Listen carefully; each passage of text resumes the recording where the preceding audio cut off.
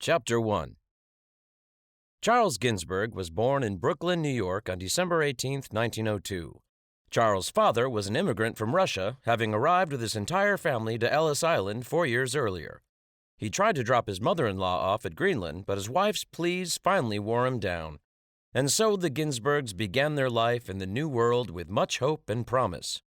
Walter Ginsberg, Charles' father, was educated as a Parisian fashion designer but made his living as a cobbler.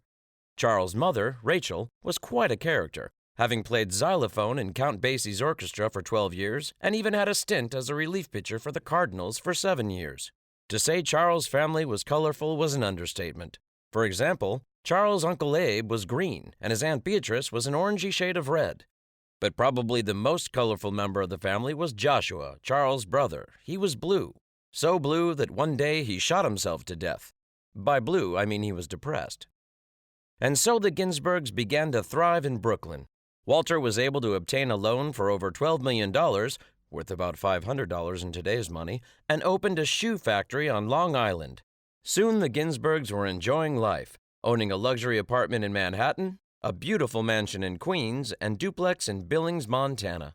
It was quite the life. As Charles grew, he did all the normal things that a young 9-year-old Jewish boy would do growing up in New York.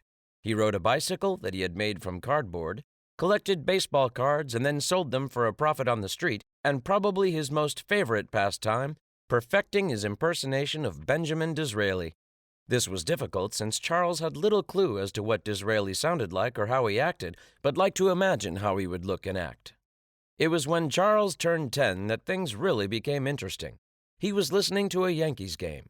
The Yanks were playing the Florida Marlins, which was really interesting considering the fact that the Marlins didn't become a franchise until 1993. The game was so exciting, and Charles could not put the radio down, even though his mother repeatedly told him to. In the bottom of the ninth, Babe Ruth came to the plate. He pointed to center field and cried, "Long live the Yankee, clip thing," and his voice trailed off into almost inaudible mumbling.